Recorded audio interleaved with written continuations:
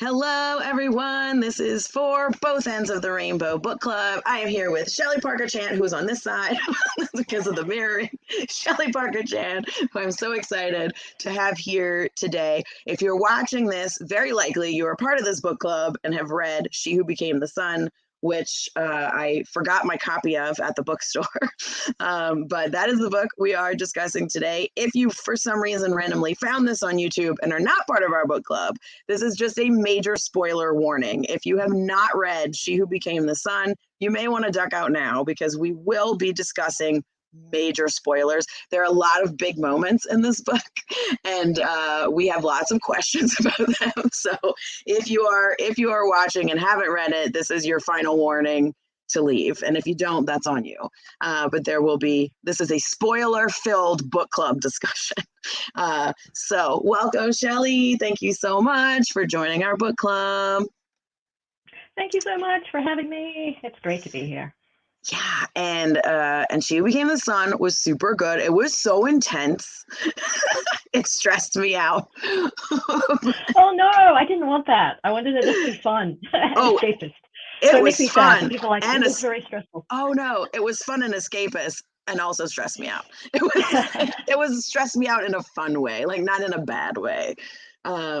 So I do want to talk about, okay, you'll have to maybe correct some of my pronunciation sometimes because I did read it and not listen to it, and so I may no worries. I may or may not know. Zhu is the main character. Is that how you pronounce it? Okay. Yeah. And so I want to talk about Zhu because Zhu is an amazing character who has many, many depths. And I enjoyed Zhu's identity journey in this book. And so I am wondering, number one, what inspired the identity journey?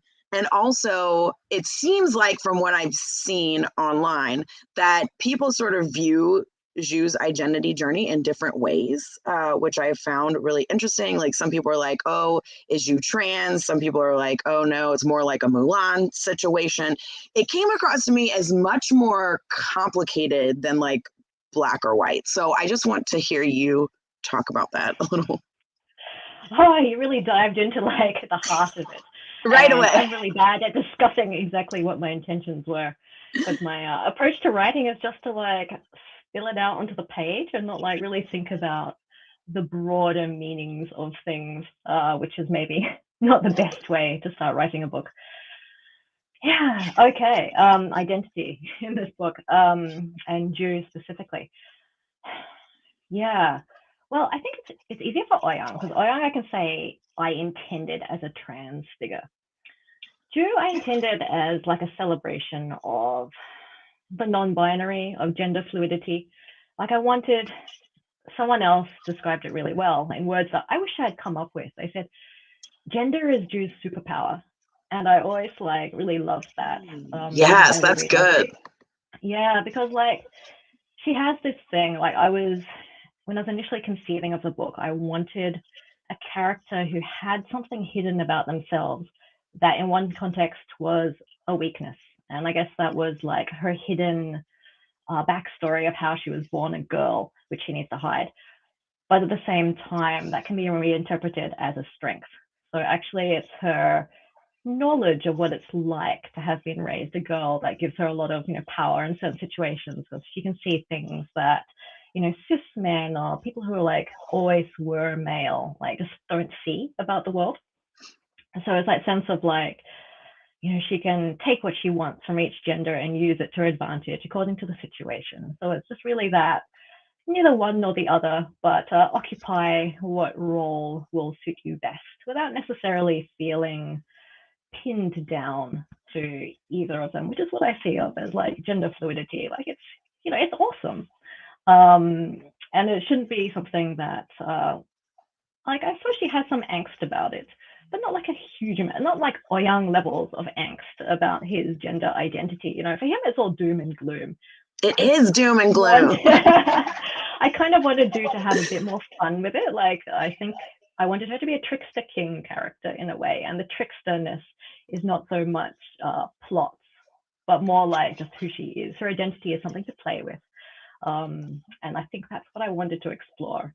I don't know how accurately that came across because, again, I just wrote on the page, and yeah, and people interpret it differently, and that is absolutely okay by me. Yeah, I think it did come across like for me because, and I think that's sort of what I meant when I said it. It never came across as black or white for me. It was very fluid, and it was much more complicated maybe than I anticipated with Zhu, because it was like, oh well, like there is this like thing of she is born a girl, but then she's using this her brother's identity, and there's all these things that happen where, like you're saying, she has to make these choices, and a lot of it does come from her understanding of what it's like to be a woman, and it does, like, that definitely helps her in several situations in this book. So it was kind of like, but there are also times like Zhu at one point tells I don't remember who Zhu tells, but Zhu tells someone that, like, oh no, I'm not a man or a woman. Like, she says that at some point. So it did definitely give me big non-binary vibes. Yeah, I've been writing this book for so long. Well, you know how publishing takes forever.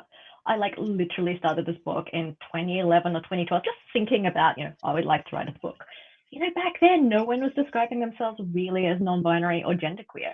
That's changed so fast in such a short space of time. And a lot of people ask me, they're like, well, if you intended you to be non-binary or genderqueer, why doesn't she use the pronouns they and them? And I was like, well, yeah, I have complicated feelings about pronouns, as many of us do, but also they, them was not widely used when I started writing this book. That's how much it's changed. So, yeah, and you can be non-binary and use she/her pronouns. Like, there's no, and I guess that's the other thing, is that it's like, well, you don't have to use they them pronouns to be non-binary. Absolutely. People get very confused by that, but it's true. You can use whatever pronouns you want. Doesn't matter. I just want, like, maybe Zhu is non-binary, but she has a political solidarity with women that I kind of wanted her to have. To some degree, which she definitely does. A lot of us she embraces it. Yeah, I feel like she sort of embraces that at the end too. I mean, that's kind of her journey, right? Is that at the beginning, she's literally trying to be her brother. And she's like, this is the person that I have to be in order to do what I want to do. And then, her identity journey includes coming into herself and realizing, like, actually, no, I'm going to be me. I don't need to be my brother. And it was like, yeah, do it, Zhu. Although, let's talk about the ending. This is very early to talk about the ending, but since we're here, like, it was kind of hard to root for Zhu, especially at the end when Zhu kills the little boy, which was, I get it. I get why she did it. And it was like, no, Zhu, don't do it. And then it reminded me of? I don't know if you watch The Walking Dead. I don't watch it anymore, but there was a moment, on the show, like early on, where they had to kill a kid for different reasons, but it was like, you have to do it. And like, they made the kid just stare at like a field of flowers and was like, just look at the flowers, and like killed her. And I was like, this is what this is. It's like, just look at the stars. It's like, oh my God. Yeah, tell us about this moment. Well, just when you said that, I was thinking of this time I saw, wasn't it like Richard the Second, one of those Shakespeare plays, but there is a moment when the two little innocent princes are killed in their bed, and you're like, sucks, you're 7, you've never done anything, and I mean, your fate is to be stabbed in your bed at night by some scary men who, anyway, kid born in the wrong place, wrong time. It was based in history. The historical guy did just quietly dispose of this poor child who was a puppet all along. In an earlier draft, I had Zhu kill a dog, and like literally everyone was like, you cannot have her kill a dog. She That's actually worse. becomes a sociopath. Like, okay, the child then. Somehow that is more acceptable. Yeah, it's true. I still have gotten a few people who are like, she didn't have to do it. And yeah, she doesn't have to do it, actually. It is a bit of a heel turn. Yeah, she thinks she has to do it. You know what I she mean? So thinks it's she like has. we as readers are like, you don't have to do this, but she's like, I have to do this or else I can't. You know, she has this, she's so focused. She's like laser focused, tunnel vision on her fate, and she doesn't care about anything else. So like in order for her to do this, like she has to do that. And like it felt like I understood her and like why she felt like she had to do it. But as a reader, I was like, but you don't really have to do this. No.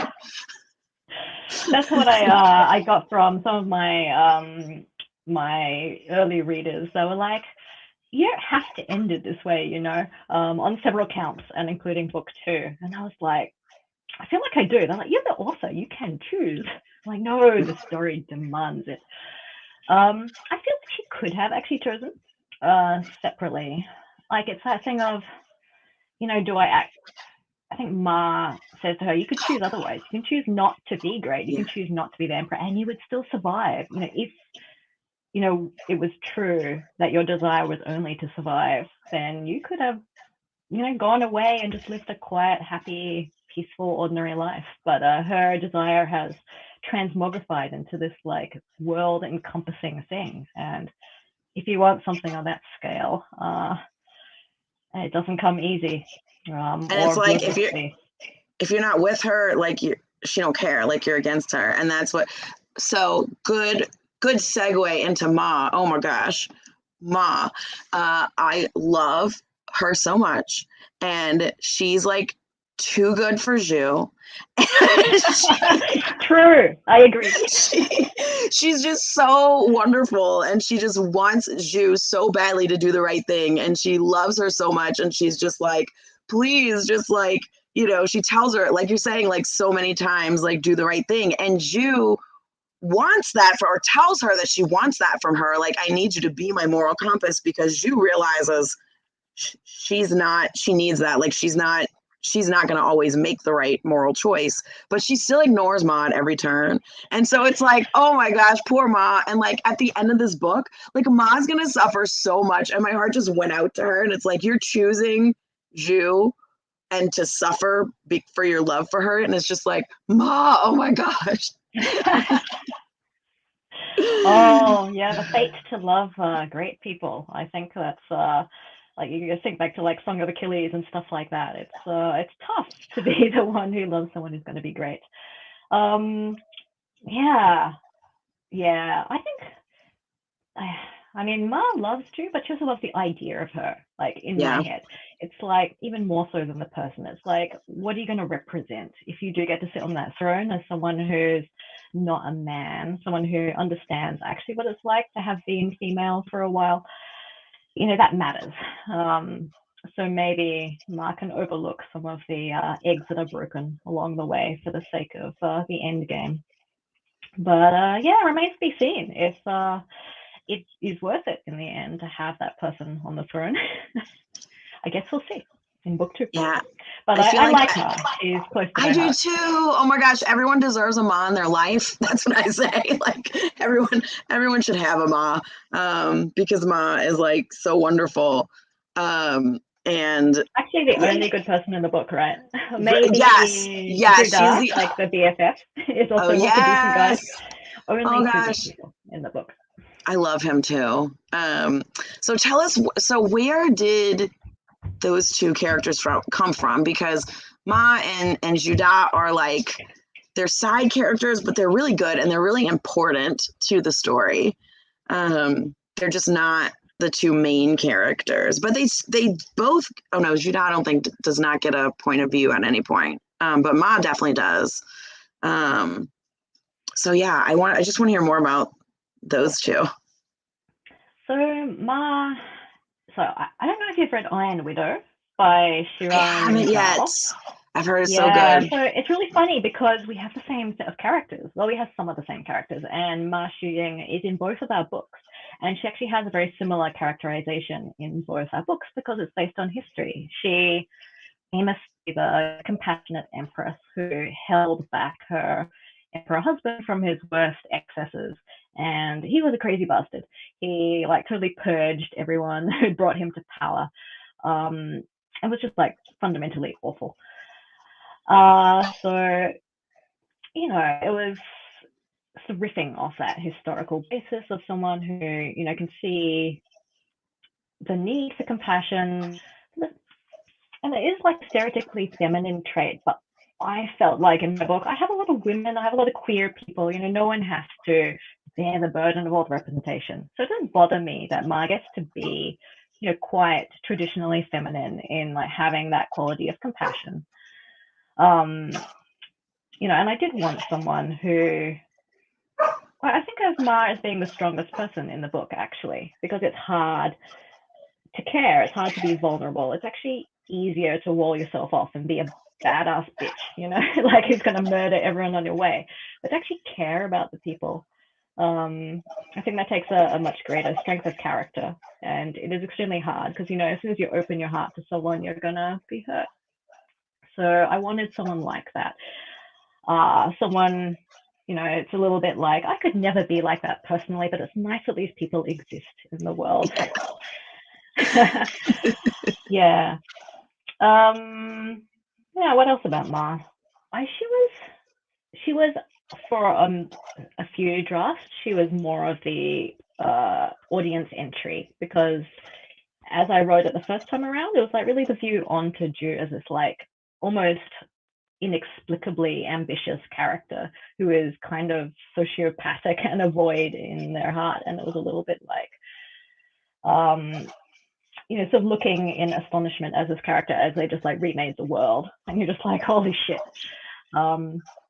So there was a lot more of Ma's POV in earlier drafts, but then my agent very kindly pointed out that I was in fact writing that my protagonist should be the person who becomes the emperor, and I was like, damn, because Zhu is really hard to write. Like I don't understand her still. She's still a mystery to me. Yeah, and Zhu'S is just my spouse. My spouse is a man, and he was like, you have literally written no decent men in this book. Could we please just have one guy who's not a complete asshole? Not everyone's an asshole, though. I'm an equal opportunity. It's just like, please. So there is one guy who is just that's amazing. He's there for you. I don't have any idea what the historical character of Zhu'S was like. I knew he was like a general, and he was with the main character, the Hongwu Emperor, all along. And in history, which I'm not saying is necessarily the way that my second book goes. My second book does not align with history at all. But in reality, Zhu'S met a sticky end as he was betrayed by the Hongwu Emperor. So I would be really mad if Zhu betrayed him. I know that you just said that's not accurate, but I would be like, you're just noting. That would be so much worse than her killing the Prince of Radiance. Yeah, well, I mean, my character of Zhu is not the same as a historical guy. Like, I think they definitely, I mean, that was kind of the point, that she has her own path, and she has to choose to diverge from that historical basis. Yeah, and we did talk in book club a little bit about how we're a tad worried because where Zhu is at the end of this book, we're like, we could totally see her like killing Ma if she really needed to. And we're like, we really hope this doesn't happen. Like, she would if she had to. It's like she flat out tells Ma at the end of this book, like, look, I don't need you. Like, I can, like, if you don't want to be in, like, you can stay here. I'm going. You're either going to come or you're not. And so it's like, oh, man, this is so rough. Anyway, moving, I want to talk about some other characters, too, because, like, one woman character that we all wanted more of was Madame Zhang, who is, like, amazing, the Queen of Salt. Love her, and we're like, we want more of her. She's so great, and she's making some bold moves over there. I was just watching Survivor recently, and everyone's talking about the big moves. The person who can make the big moves is the person who's going to win. We're going to see a lot more of Madame Zhang in book 2. Yeah, she's great. Okay, and so let's talk about the other complete disaster in this book, who is and I can you pronounce his name for me? Is it Wang Baoxiang? Oh no, Yang, him yes. too. Yang is a complete disaster, yes. Yang is a He's the number one disaster. disaster. Also, yes, that the other person is as well. And Lord Wang, is that, yes, that's the same guy, the brother? Yeah. Yes. Yeah, but Okay. Yang is number one disaster. Yep. Yes, and the brother is number 2 disaster. So both of these characters I definitely want to talk about. I think Yang is who really stressed me out the most because he just like could never see the forest through the trees. It's like he just couldn't see that like you can change things and he just won't. He's just going on that path that he thinks he's on and he can't change it. And so he's the one who stressed me out the most. Because it's like, you don't have to do this. He's another one. You don't have to do this. Like, why? What are you doing? Why are you killing Essen? I hate it all. Yeah, I always find like the keenest, most juicy form of tragedy is when people do have the choice to like step off that path of their own doom, and then they're just so flawed that they stick right on it. Yeah, not Essen, Yang, yeah. Him and his toxic masculinity. Some people used to joke that he's like the original incel. I was like, oh gosh. But, he's got a lot of gender feelings, which I'm sympathetic to, obviously. He's had a rough life, but he has chosen a particular coping strategy, which leads to doom. He's so rigidly in this, my masculinity has been taken away from me. And is denied to me. Therefore, I perform it as hard as I can to try and force you to acknowledge that I am a man, including embracing like every toxic aspect of that. Being the filial son, performing the vengeance, and it's like, dude, you don't have to. I see that you really feel like you have to, but you don't actually. And it's like, oh, woe is me. I have to do this thing that I don't want to do, and you're like, but you don't. You have a choice. But you think you don't, but you do. I really hate him. He's like, oh, so I don't hate him at all. Like, oh, my son, my problematic son, or that's like, me. Fuck, I hated him. I am definitely the problematic son person that I'm like, oh my gosh, my poor little brother. Like, what are you doing? That's how I felt. That's how I felt about him. I was also fascinated. We talked about this in our book club discussion as well.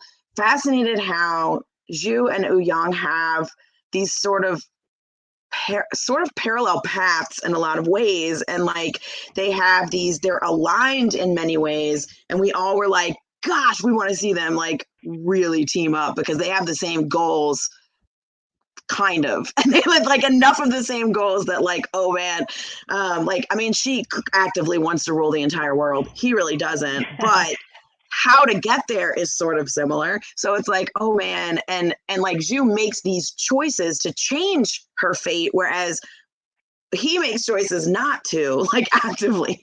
And so just that parallel, like they make similar decisions and they have kind of similar attitudes, but they're like also polar opposites. It was fascinating to me. And I assume you did that on purpose, but maybe you didn't based on what you said earlier. No, actually, in that case, I did. I created, so Ouyang has no historical parallel. And everyone's like, where did this eunuch come from? I really like eunuchs. And I needed a foil for Zhu, on her rise, and then I needed someone to fall. So, they're the mirror images. They look alike. They have similar gender queerness. It's not quite the same, but they recognize each other. And I kind of enjoyed having them each reflect on the theme of gender in their own ways. And I think I can tell you, because I've told other book clubs that book 2, they do work together. So you'll see a bit more of them together.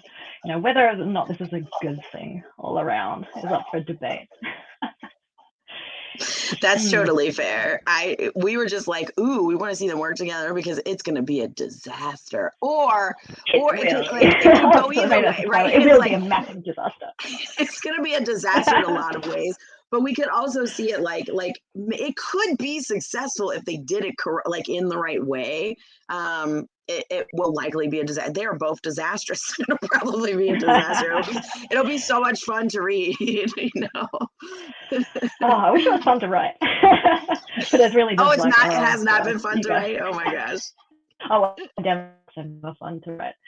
But in theory, I like the idea a lot. Book 2 is quite fun. People just digging themselves further into their pits of wrong decisions. Yeah. I think that's enough. It's interesting. Yeah. Also, I was just going to say that like Zhu and Ouyang are really similar, and in my head they look similar, but it's really interesting that they have different pronouns, so people view them. I think what people imagine in their minds is highly inflected by the pronouns. So I see a lot of fan art of like Ouyang looking really like manly, and I'm just kind of like, he looks like a little girl. Come on, he and Zhu like could stand together and sort of mirror each other. And I mean, that's his whole thing. So that's weird that people think that, because like the way he's described all throughout the book is very feminine, and that he looks like a little girl. And that's something that he hates and tries to get around. And it's like, there's a whole scene where he's the only one that's allowed in like the women's area of the, it's not really a castle, but of like the royal palace or whatever, because, and so it's like, no, I mean, he was a little girl in my head, because it was like, this is just how he comes across. He's like, and it was almost cartoonish to me, the way I was like, the book is not in any way cartoonish, but the way that I was like imagining him was kind of cartoonish, because I was like, he's like this little girl who like tries to make herself really big and like, oh, I'm a big man, and you just want to be like, oh, that's how he's got a lot of rage in that tiny little body. He'll fuck you up. Oh yeah, he can very easily fuck you up, but it's like a little, and that's the same way I viewed Zhu. I did definitely have a similar picture of them in my head, and I think that's also because of the mirroring, and I think that's also why we discussed like we don't think Zhu would hesitate to kill Ma, because Ouyang does the same thing. Where like so it's like you can't kill all the love interests in the book, right? Yeah. If any of them had to go, gonna stay alive at the end. I'm like, some people do survive till the end. Somebody has to survive. If literally everyone died, then that wouldn't. Well, I mean, I guess that could happen. It happens in Rogue One for Star Wars. Oh, I love Rogue One, actually. Again, it's one of my favorites. But literally everyone dies in it. They watch the execution, but I really love the overall like story of that. Yeah, I do too. And yeah, I think too, like Ouyang has like this whole thing with himself, this whole struggle with his self struggle. And like he gets so much shit for being a eunuch, like throughout this entire book. And he just deals with it all the time. He's got like constant cultural and like social abuse for something that he had no control over. Like this was done to him. And I guess that's why I'm just so like, my poor little brother. Like this is not his fault. It was done to him. Yeah. Society is treating him this way.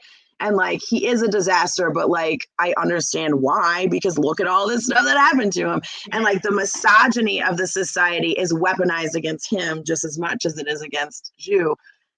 So again, these like mirror images, it's really well done.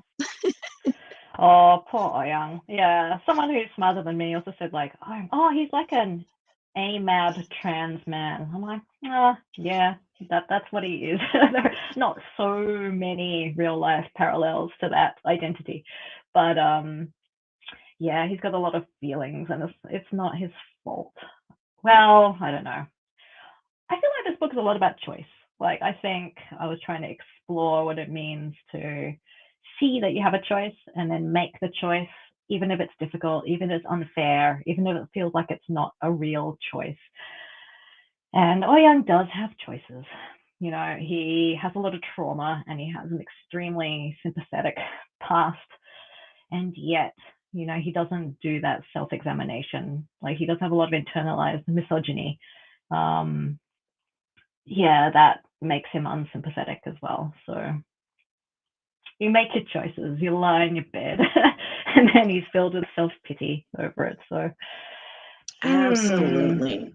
Okay, so let's talk about Bao Shang. Is that how you say it? Yeah, Bao Xiang. Yeah. Bao Shang. He's, Okay.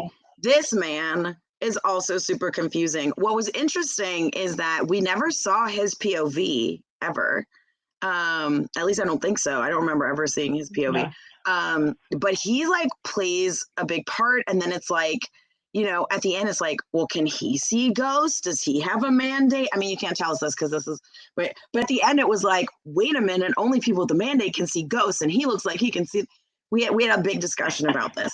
Anyway, he is also kind of self-destructive and self-sabotaging a little bit, and as is everyone in this book. um, and but it's like we really wanted like a POV from him, because it's like, what is going through this man's head? Because he seems to really be, he always knows what's going on. He always seems to be pulling strings, but he's never in the middle of anything. Yeah, he did have a POV in earlier drafts. Okay. Until I was told quite bluntly, like, this is, he's a secondary character. You cannot, like, you're clearly in love with this character, but you cannot make him the center of everything. I was like, damn. You know, he is my favorite character. And I think I see a lot of him in book 2. He does get a POV in book 2. And that has been really fun to write, because, you know, he's a smart guy, and he and Ouyang are very similar in a way. They actually started off the same character, and it was the same character I split in half. So they do have a lot of similarity, and I guess that's why they understand each other. So like Bao Xiang has this thing of like, he has a particular form of masculinity that is not accepted or respected, and it makes him extremely bitter. And he's like, if I'd been born 300 years ago, I would be like the boss man, you know, everyone would look up to me and respect me, and here I am at the bottom of the social pecking order, you know, it's not fair.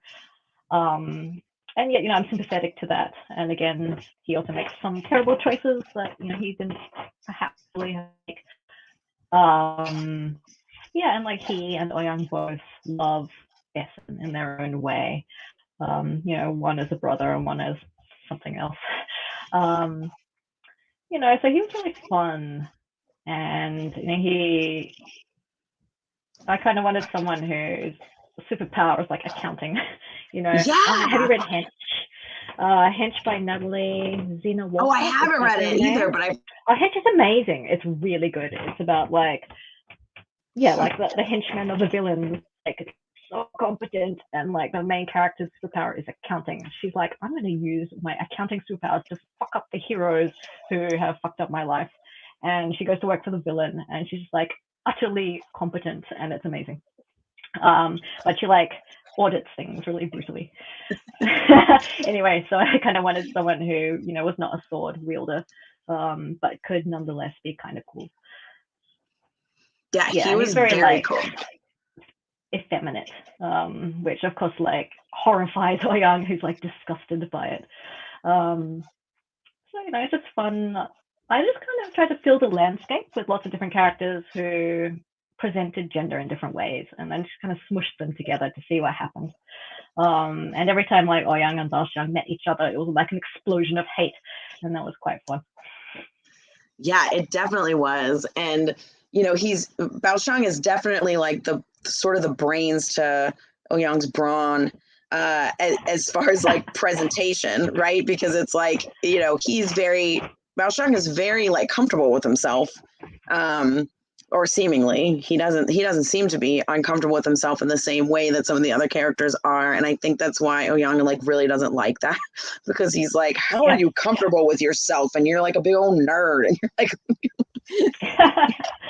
yeah, like because I've been spending a lot of time with Bao Xiang lately in book 2, but you know, had like the warrior boys not like bullied the shit out of him and like made him miserable, he'd be actually a really cool guy. Like, I think he's like actually, he's quite accomplished, and he enjoys, you know, the areas in which he's accomplished. I think he would be a funny, generous, you know, decent, grounded guy, but like, you know, people made his life miserable, and things happened. But yeah, so it's kind of like a shame. You know, he was born at the wrong time, and I feel sorry for him.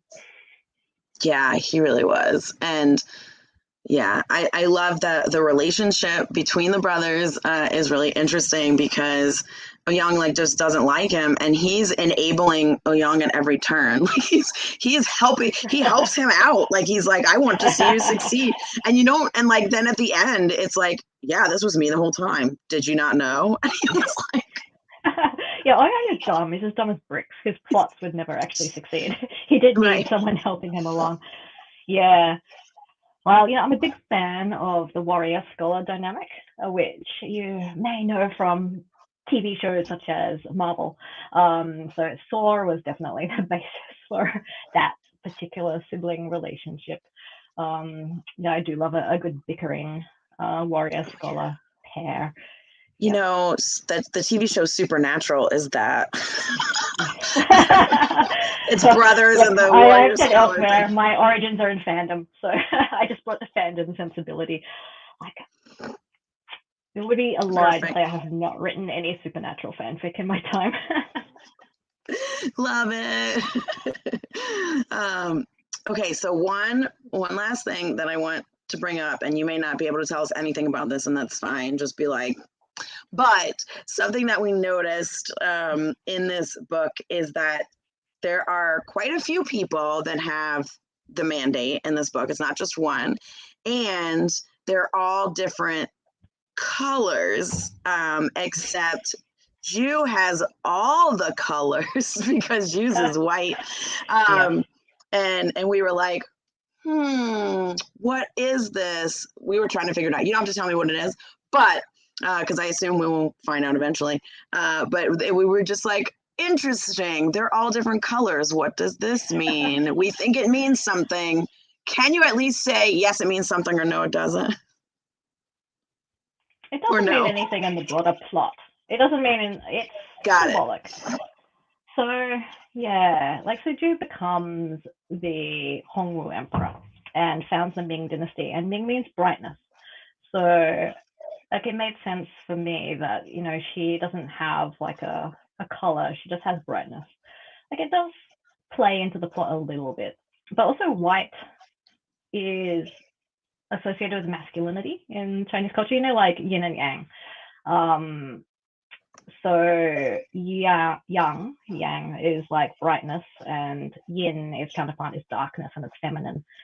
So I wanted her, who's not a man, to actually possess something that is associated with masculinity and manhood, because obviously she goes on to become the emperor. That's not a spoiler, and sits in that position as the son of heaven.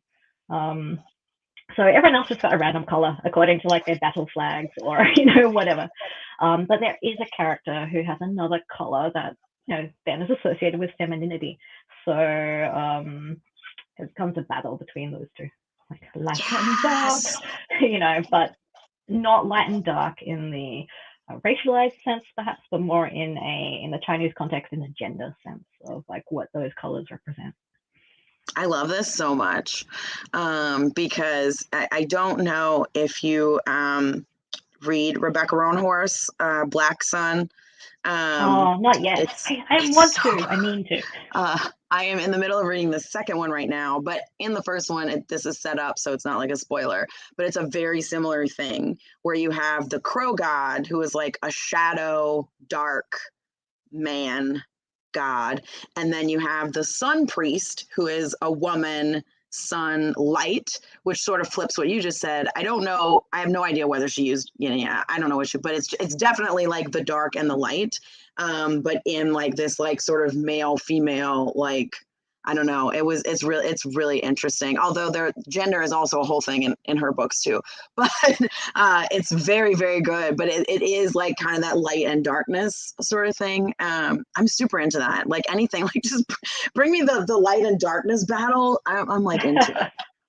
I guess it's definitely something that many cultures have sort of like created from scratch. How do we interpret these primeval forces of light and dark in our lives, day and night? Yeah. Yeah. Okay, well, I could talk to you like all night because I really like this book, and all of us did. We are reading the whole Sapphic trifecta in this book club, so it's very exciting because we talked to Sheree Clark already, and we talked You are muted. Sorry. I don't know how much of that you heard. I think I accidentally clicked mute. We're reading the whole Sapphic trifecta in the book club, and we talked to Shelley Clark already, and then now we talked to you, and then we talked to Tasha Suri in December, so I'm really excited about it to talk to all of you. They are so smart, and every time I get together with them, like, and someone will be like, so colonialism, and I'm like, oh, I don't know what to say. I'm like, Tasha has all these like super smart remarks that she kind of wheels out, and I'm just like, oh, I feel terrible in comparison. But no, I think you'll have a great time. And those books really go together. So it's one of the most pleasing, just like happy coincidences that our books like looked alike. And then there was someone who was kind enough to make the meme that started it all off, the Sapphic trifecta. And so that's been heaps of fun. Yeah, it's been really cool. And we've had a good time just like talking about these books and sort of, I don't want to say comparing. We're not really like putting the books next to each other and comparing, but they so far have like sort of similar vibes too. Like all three of these books are pretty intense in different ways. And they all have like, oh yeah, and they all have disasters in them. Like the main characters are just disasters in all of these books. Terrain, yes. Like Terrain makes many a bad decision. Whereas in Jasmine's Throne, they're all terrible, but like kind of amazing at the same time. We talked about have really similar taste. So I always joke that she wrote the book that I wanted to write. Both our books are just like, fuck you. Our ambivalence of our soul and culture, I guess. Like, well, we love you, but we hate you, and here's why. That's awesome. Yeah, we talked about Terrain versus Zhu. We haven't, the Jasmine Throne is our December book, so we hadn't read, that's going to be the last one, but we did talk about Terrain versus Zhu because like Zhu was frustrating because she was just like laser focused, right? She's just like, this is what I want to do, and that's it. And it was very understandable, whereas Terrain was like infuriatingly uncertain about everything, and Zhu was so certain about it. So it was like they were like opposite disasters. It was like Terrain is so uncertain and Zhu is so certain, and they're both frustrating because they're both like either very certain or very uncertain. And I think it's interesting. I'm listening to Jasmine Throne right now, and I feel like Priya is like one of those in between. That's like she's not going to be as uncertain as Terrain, but she's not as certain as Zhu. And so I think it'll be a really good like mix. I think the closest, the greatest character who may or may not have met yet in the Jasmine Throne is Bhumika, and she is. Oh, I love Bhumika. She's like kind of like ruthless. She's a bit more like you. She's like, I will do what I have to do. Yes, I'm about halfway through the audiobook of Jasmine Throne, and yeah, Bhumika is great. So thank you so much for talking to me about She Who Became the Sun. I very much enjoyed this conversation, and very much appreciate you talking to our book club. And hopefully folks will watch. We normally take like a lot of notes, which I did not do because I was like, this will just be there. Just go watch it. I'm not going to take a bunch of notes this time. But yes, thank you very, very much for talking with us, because we all did really like this book. I'm really excited for book 2. Thank you. No, thank you for having me. It's always like a pleasure to talk to people who have read the book, and it's such a privilege to be read. And I hope you'll enjoy book 2 when I finally finish writing it, which hopefully is sooner rather than later. Yes, I'm sure we will. I can't wait for Bao Shang to have a point of view. So just that, I'll be delighted. And more Madame Zhang, which you said. So those two things means that I'll be delighted with book 2. Oh, and Zhu and Ouyang getting together. Like all of these things mean automatically I will be delighted with book 2 no matter what. Give the people what they want, which is also what I want. So it works out. Amazing.